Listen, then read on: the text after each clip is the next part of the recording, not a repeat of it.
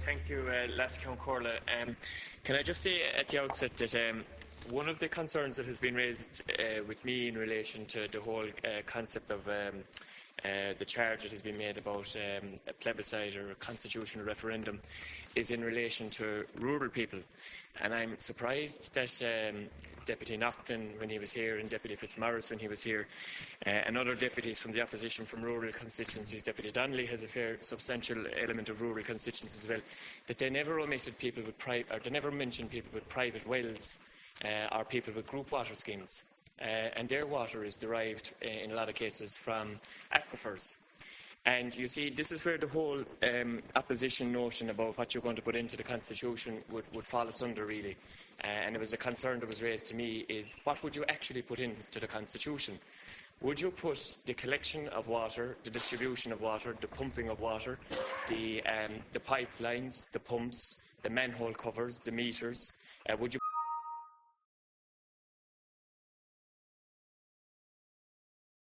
put the men who read the meters into the Constitution? Because our experience with changing the Constitution, particularly in the 80s, wasn't very positive.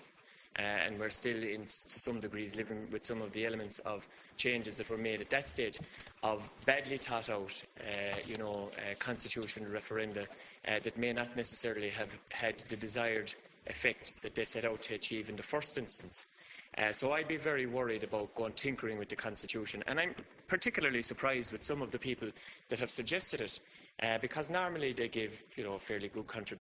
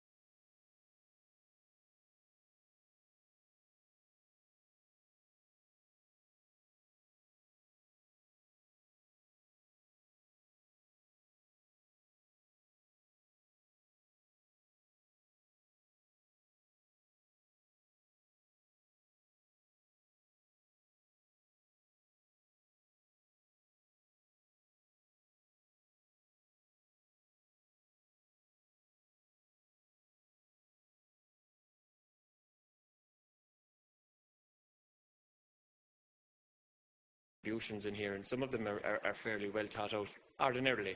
Some of them then choose not to participate in committees that they're selected to participate in for their own reasons.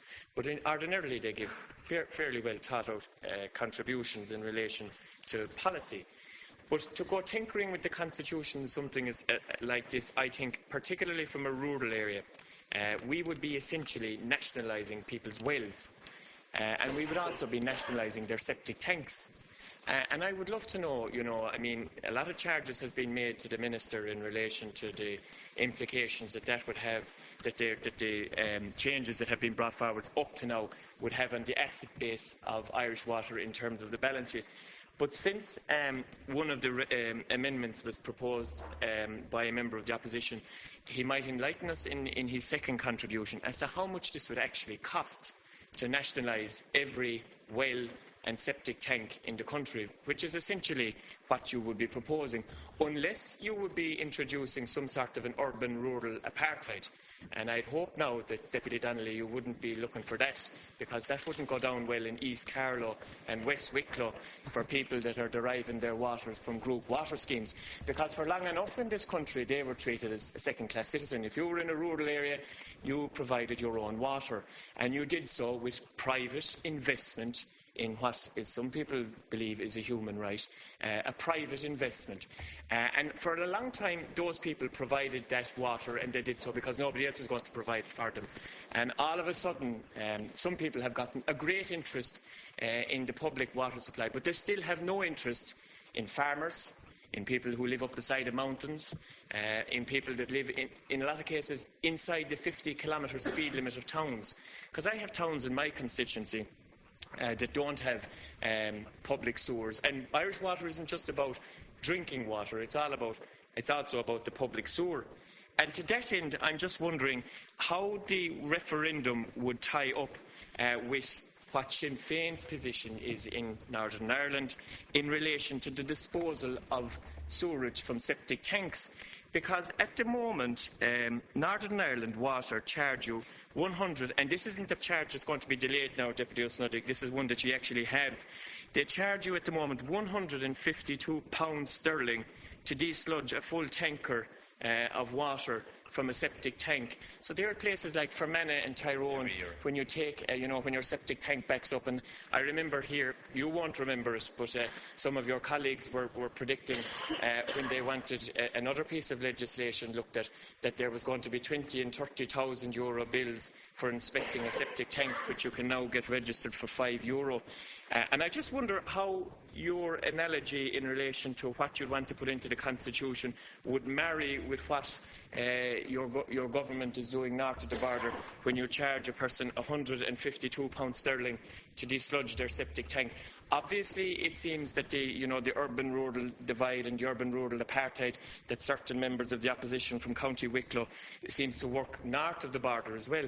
Just in relation then to the charge itself in terms of the Constitution, the constitutional requirement, there's another public service that charges €160 a year to avail of it, and it's a very important public service. It's our national broadcaster. Now, I don't for any minute hope Deputy Donnelly would be proposing to put RTE into the Constitution, because, can you imagine the vista that we would have in the future if we had, for instance, to take Joe Duffy out of the Constitution, or maybe put Marion Finucane in for another article in the Constitution. But the point I'm making is, it's very important, Count Corla, because it's a public service that's fundamental to our democracy, and it's very important that it's at arm's length from the government, but it's not in the Constitution. And another element, that people are talking about the Constitution and the constitutional referendum, and I'm speaking to the amendment, I noted that the Chair gave plenty of latitude to 3 members of the opposition who voted for the programme for government and had no difficulty with this element of the programme for government when it was being proposed, and took a Ministry of State, one of them did, in the process. But just in relation... Sorry, Deputy, please. Just in relation... Can I say everything? Sorry. I don't get everything right, okay? Yeah. But I just want to say there are a lot of speakers here. Oh, I appreciate that. But I've waited now, last Count Corla, over an hour, and I've been very patient and I've been very good. Just in relation... What's in the bill? In relation as well to... just in relation to the whole concept of what a future government might do. The one thing, and I'm surprised again at Deputy Donnelly, because he in particular has really, really disappointed me in this argument, in this whole debate, because he has left one fundamental thing out of his argument, which is the Irish people. And the one group of people that you obviously have no trust in are the Irish people, because we're all here courtesy and to serve the Irish people, and the Irish people and the Irish people only will determine the hue of the next government, and you may very well be in it, and if you are, good luck. And you see your new ally, Deputy Barrett, and yourselves, I can imagine what you come up with between you. And if you are in government after the next election, which you may very well be, and obviously there's no policy differences between you tonight, and it's lovely to see that, it would be nice to know that you trust the people who put you in here. Because ultimately, what this amendment is doing is the first... Well, you could very well be part of a government, so you at least trust yourself. This piece of legislation is for the first time saying that we won't have a situation... This piece of legislation this amendment would, for instance, prevent from happening what Fianna Fáil did with Eircom. And what they also did, with Aer Lingus, and what they did with a couple of other ones as well that they're conveniently trying to forget at the moment. There was no constitutional referendum that I recall on depriving people of rural Ireland of a broadband service for generations. And there was no constitutional referendum either in relation to taking Aer Lingus out of Shannon Airport. So, well, you might have won that argument if you were knocking around at the time. But just in relation to the amendment as it stands here this evening, I can't understand for the life of me. Nobody has given a clear reason, and Deputy Fitzmaurice has left the chamber now as well. Yeah. But to actually contemplate putting aquifers, rivers, and in my own constituency, companies that derive their raw material, water, from the ground to bottle it and sell it to the consumer. You would be taking all of those people at septic tanks, hose pipes out in the backyard. You'd be putting the whole lot of them into the Constitution. Because ultimately, you haven't defined what it is that you want to actually put into national control. Is it the rain? Is it the rivers? Is it the aquifers? Is it the pipes? Because the one thing I can be absolutely guaranteed of is that while you obviously have a huge problem with people who live out in the country and who provide their own water and pay for group water, while you obviously have a huge problem, and I can't understand why you're so anti-rural people. I can't understand why you're so anti-rural people. But why you would want to separate those people and treat them differently and say to them that since the state has been founded, successive governments have treated those people as second-class citizens. This is the first time ever. And Deputy Healy, I'm surprised that you was because you have a big rural constituency. I hope now you'll encourage all of the people in South Tipperary to avail of the €100 grant for their well. And I can see the leaflets have been printed already by you. So it's important, Lascown Corla. This is a clumsy attempt by the opposition to try and gain some sort of kudos with the public in relation to one element that the public may have had a genuine concern in relation to. And I accept that. The Minister has gone further than any previous Minister in relation to any public service or any utility or any semi-state company or anything that's provided by the state by way of a service. And I know that Deputy Naughton, when he was here, acknowledged that. He was the only member of the opposition to actually acknowledge that in terms of the amendment.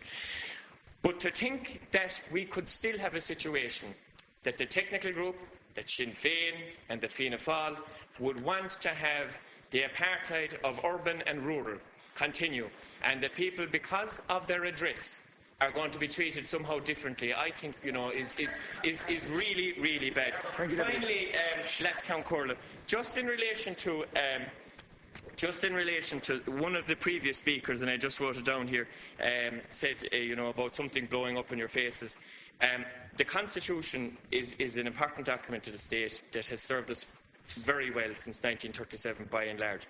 And it should be treated, the clumsiness of what's been proposed by way of amendments and things like that, I think would actually do a huge amount of damage to the Constitution, because it would set a precedent. And where does that precedent end in terms of what's next into the Constitution then? What would Deputy Donnelly want to see next into the Constitution? Would he like to see, for instance, ESP in the Constitution? I know the Fianna Fáil was the foundation of ESP, which was there.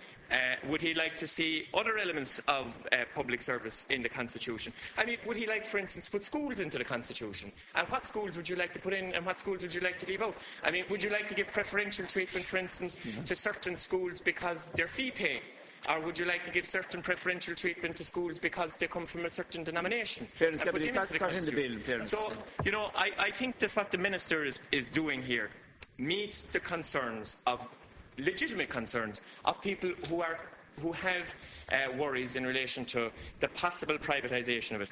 But the one thing that the opposition has failed to do throughout the last week of debate in relation to this, and since this thing has resurrected itself again, is to have any element of trust in the electorate, because they continually go on about what a future government may or may not do.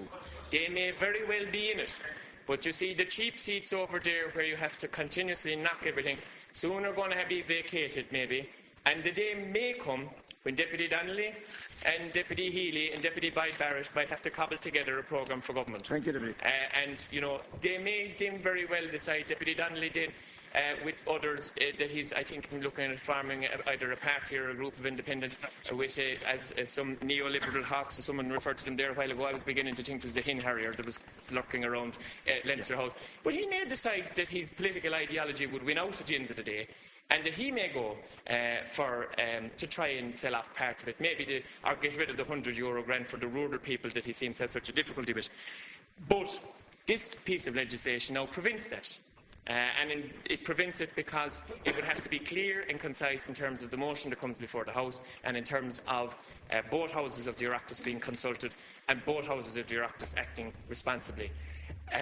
The banking inquiry is being established today. Please, Deputy, no, don't start another I'll finish at this point, last Concur, because there's a lot of I've listened to a lot of radiation here now since I came in, nothing whatsoever to do with water. Yeah. But the banking inquiry is being established today and is in public hearings now in relation to an element of the recent past in this country where fundamental mistakes were made. There is an acknowledgement by this Minister and the Government and the Minister of State that the previous legislation in relation to the establishment of Irish Water may not have been perfect, and this is a response to it. I'll leave you with one thing, Les Concurla, before I sit down and resume my seat. Deputy Stanley was doing an awful lot of chirping there last night in relation to the domestic charges that are currently not being imposed in Northern Ireland. And I would ask him, well, you're in government in Northern Ireland, and I found this document which you'd be very interested in, the Northern Ireland Water Scheme of Charges 2014 to 2015. And it shows, for instance, that there'd be £1.60.89 sterling for a variable water charge up to 1,000 litres. And it makes it clear then that there'd be no charges for 2014 or 2015. But it says nothing about it after that. And I think that's the key to this, that from the Sinn Féin point of view and from certain elements of the opposition, they have decided to try and con the people into thinking, well, it's different in Northern Ireland. It actually isn't. There isn't a written constitution in Northern Ireland either, so even if you wanted to have this, you can't put it into it. We have a written constitution here that I think is dangerous to go tinkering with. It is dangerous to go putting things into it for the sake of it. And, you can dismiss it all you like, Deputy Stanley, but your party is in government. That's your document. That's the Northern Ireland Water document from your party in government in Northern Ireland. And it's very clear. It's very clear. Charges are on the way, and actually for desludging septic tanks, for desludging,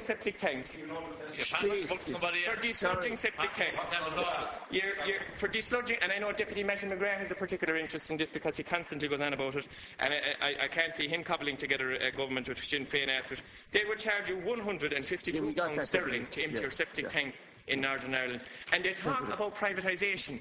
They talk about privatisation of a utility down here. I mean, talking out of both sides of your mouth at the same time in anybody's language is a hypocrite. I think that the amendment that the Minister has put forward here, I think, is well thought out. It's comprehensive. It deals with the concerns that people have. And, the opposition obviously don't like the fact that the Minister has dealt with it. But, the clumsiness in which you've decided to approach the Constitution, I think as people who are elected in here, and some people call it a so-called Parliament, constituted under the same Bunreacht na hÉireann, ye would dilute the powers of the Constitution, and I think ye would erode what it is that it's ultimately supposed to be about. It's supposed to be about protecting the citizens and the fundamentals of democracy and things like that. It is not supposed to be usurping the role of Parliament or usurping the role of the Executive. Thank you, that's why I think that the amendment that's proposed by the Minister this evening is a good amendment. Thank you.